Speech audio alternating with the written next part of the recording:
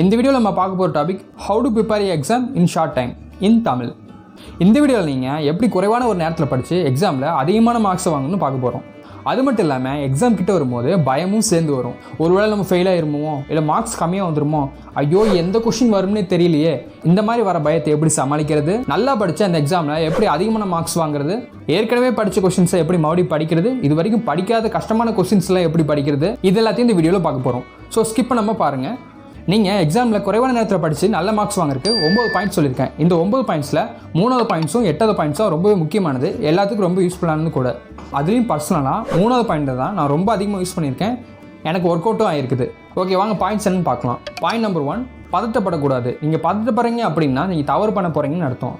அதாவது நீங்கள் எக்ஸாமுக்கு படிக்க ஆரம்பிக்கும் போது நம்ம ஃபெயிலாக போயிருமோ, மார்க்ஸ் வராதுன்னு சொல்லி தேவையில்லாமல் பதட்டப்பட்டு இருந்தீங்கன்னா உங்களால் முழு கவனத்தோடு படிக்க முடியாது. நீங்கள் சரியாக படிக்கலாம், உங்களுக்கு தேவையான மார்க்ஸும் வாங்க முடியாது. ஸோ முடிஞ்சளவுக்கு உங்களுக்கு தேவையில்லாமல் வரக்கூடிய இந்த எண்ணங்கள் எல்லாத்தையும் தவிர்த்துட்டு உங்கள் மனசை அமைதியாக வச்சுக்கோங்க. இந்த விஷயத்தை செய்கிறதுக்கு சில ட்ரிக்ஸ் இருக்குது, அதை நான் உங்களுக்காக சொல்கிறேன். நம்பர் 1, மெடிடேஷன் பண்ணலாம். மெடிடேஷன் பண்ணுறது உங்களோட மனசை அமைதியாக வச்சுக்கிறதுக்கு ரொம்ப யூஸ்ஃபுல்லாக இருக்கும். உங்களுக்கு மெடிடேஷன் எப்படி ஈஸியாக பண்ணணும்னு தெரியல அப்படின்னா கீழே கமெண்ட் பண்ணுறேங்க, அதுக்கு ஒரு வீடியோ ரெடி பண்ணி போட பார்க்குறேன். நம்பர் 2, சாக்லேட் இல்லைனா இனிப்பான ஏதோ ஒரு பழங்களை சாப்பிடுங்க.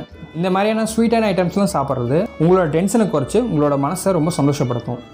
நம்பர் 3, யோகா பண்ணலாம். அப்படின்னா வெளியே போய் வாக்கிங் மாதிரி கூட நீங்கள் போயிட்டு வரலாம். பாயிண்ட் நம்பர் 2, நீங்கள் படிக்கிற சப்ஜெக்டில் இருக்கிற மெயினான கொஸ்டின்ஸ் எல்லாத்தையும் படிக்கணும். அதுலேயும் பொதுவாக இதுக்கு முன்னாடி வந்த எக்ஸாம்ஸில் திருப்பி கேட்ட கொஸ்டின்ஸ், இல்லை உங்களோட அந்த சப்ஜெக்டில் முக்கியமாக இருக்கக்கூடிய கொஷின்ஸ், முக்கியமாக இருக்கக்கூடிய சாப்டர்ஸ், சப்ஜெக்ட் அப்படின்ட்டு இந்த மாதிரி எதெல்லாம் முக்கியமாக படிக்கணுமோ அது எல்லாத்தையும் நீங்கள் படிங்க.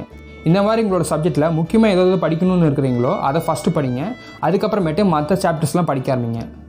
பாயிண்ட் நம்பர் 3, நீங்கள் படிக்கக்கூடிய அந்த சப்ஜெக்டில் உங்களுக்கு யூஸ் ஆகிற மாதிரி உங்கள்கிட்ட என்ன சப்ஜெக்ட் மெட்டீரியல்ஸ் இருக்குதோ அது எல்லாத்தையும் எடுத்து வச்சுக்கோங்க. இந்த ஸ்டடி மெட்டீரியல் எப்படி இருக்கும் அப்படின்னா, உங்களோட டீச்சர் முக்கியம் சொல்லி கொடுத்த கொஸ்டின்ஸ், ஸ்கூல் புக், இல்லை கடையில் வாங்கின நோட்ஸ், இல்லை நீங்கள் படிக்கும் போதோ இல்லை கிளாஸில் சப்ஜெக்டில் பாடம் நடத்திட்டு இருக்கும் போதோ நீங்கள் எடுத்து வச்ச நோட்ஸ், இந்த மாதிரி உங்கள்கிட்ட என்னென்ன சப்ஜெக்ட் மெட்டீரியல்ஸ் இருக்குதோ அதை எல்லாத்தையும் எடுத்து வச்சுக்கோங்க. இப்போ இது எல்லாத்தையும் ஒவ்வொன்றா படித்து பார்த்து ரிவ்யூ பண்ணுங்கள். ஒரு கொஸ்டினையோ ஒரு சாப்டரையோ நீங்கள் படிக்கும்போது உங்கள்கிட்ட இருக்க அந்த ஸ்டடி மெட்டீரியலில் எதில் படித்து உங்களுக்கு ரொம்ப ஈஸியாக புரியுது, இல்லை ஈஸியாக மனப்பாடம் ஆகுதுன்னு பாருங்கள். ஒருவேளை நீங்கள் புக்ஸை யூஸ் பண்ணி படிக்கிறது உங்களுக்கு நல்லா மனப்பாடம் ஆகுது, நல்லா புரியுது அப்படின்னா நீங்கள் எக்ஸாமுக்கு படிக்கும்போது புக்ஸை யூஸ் பண்ணி படிங்க. இல்லை ஒருவேளை டீச்சர் கொடுத்த நோட்டையோ இல்லை நீங்கள் எடுத்து கொடுத்த நோட்ஸை யூஸ் பண்ணி படிக்கும்போது உங்களுக்கு ரொம்ப ஈஸியாக புரியுது, நல்லா மனப்பாடம் ஆகுது அப்படின்னா நோட்ஸ் யூஸ் பண்ணி படிங்க. இந்த பாயிண்ட் பர்சனலாக எனக்கு ரொம்பவே யூஸ்ஃபுல்லாக இருந்திருக்கு, உங்களுக்கும் யூஸ்ஃபுல்லாக இருக்கும். பாயிண்ட் நம்பர் 4, எக்ஸாமுக்கு ப்ரிப்பேர் ஆகிறதுக்கு உங்களோட டைம் மேனேஜ்மெண்ட் ரொம்பவே சரியாக இருக்கணும். உங்களோட டைம் மேனேஜ்மெண்ட் சரியாக இல்லைன்னா நீங்கள் எதையுமே படிக்காமல் ஃபெயில் ஆயிருவீங்க. ஸோ சரியான ஒரு டைம் டேபிளை ஃபாலோ பண்ணுங்கள். ஒருவேளை நீங்கள் படிக்க தேவையான டைம் டேபிள் உங்கள்கிட்ட இல்லை அப்படின்னா நம்மளோட சேனல்லே ஏற்கனவே 2 வீடியோ போட்டிருக்கோம். சுத்தமாக படிக்கிறதுக்கு ஆர்வம் இல்லாத பிகினர்ஸ்க்காக ஒரு டைம் டேபிள் வீடியோ போட்டிருக்கோம்.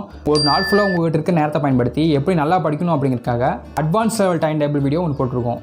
இந்த 2 வீடியோட லிங்க்கும் டிஸ்கிரிப்ஷனில் இருக்குது, மேலே ஐ பட்டன்லேயும் வரும். இந்த வீடியோ ஃபுல்லாக பார்த்து அதையும் போய் பாருங்கள், உங்களுக்கு யூஸ்ஃபுல்லாக இருக்கும். பாயிண்ட் நம்பர் 5, நீங்கள் எக்ஸாமுக்கு படிக்க ப்ரிப்பேர் ஆகும்போது ஃபஸ்ட்டு உங்களுக்கு தெரிஞ்ச கொஷின்ஸ் எல்லாத்தையும் எடுத்து ஒரு டைம் ரிவிஷன் பண்ணி பார்த்துக்குங்க.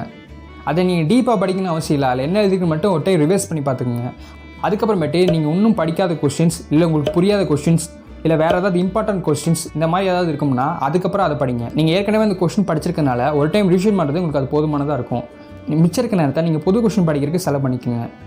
இந்த மாதிரி படிக்கிறது உங்களோட ஞாபக சக்தியை ரொம்பவே அதிகப்படுத்தும்.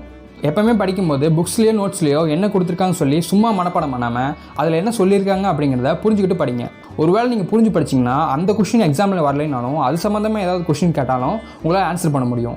பாயிண்ட் நம்பர் 7, உங்கள்கிட்ட போதுமான அளவு டைம் இல்லை அப்படின்னாலும் நீங்கள் ஏற்கனவே படித்த கொஸ்டின்ஸ் இருக்கிற முக்கியமான கீவேர்ட்ஸ், பாயிண்ட்ஸ் இது எல்லாத்தையும் எடுத்து ஒரு பேப்பரில் எழுதிக்கிங்க. இந்த மாதிரி கீவேர்ட்ஸில் எழுதுனதுக்கப்புறமேட்டு அந்த கீவேர்ட்ஸை படித்து பார்த்து அந்த கொஸ்டினில் என்ன சொல்ல வராங்க, எதை பற்றி கேட்டிருக்காங்கன்னு சொல்லி புரிஞ்சுக்க ட்ரை பண்ணுங்கள்.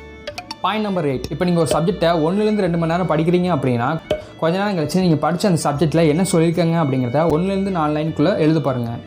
இப்படி நீங்கள் பண்ணுறதுனால நீங்கள் படித்த விஷயத்தை சரியாக புரிஞ்சு படிச்சிருக்கீங்களா, இல்லை உங்களுக்கு ஞாபகம் இருக்கா அப்படின்னு சொல்லி கிராஸ் செக் பண்ணிக்கலாம்.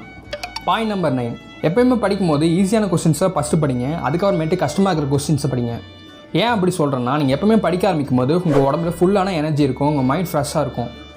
நீங்கள் எக்ஸாமுக்கு குறைவான ஒரு நேரத்தில் படிக்கிறீங்க அப்படின்னால உங்களுக்கு கம்மியான ஒரு நேரம் தான் இருக்கும்.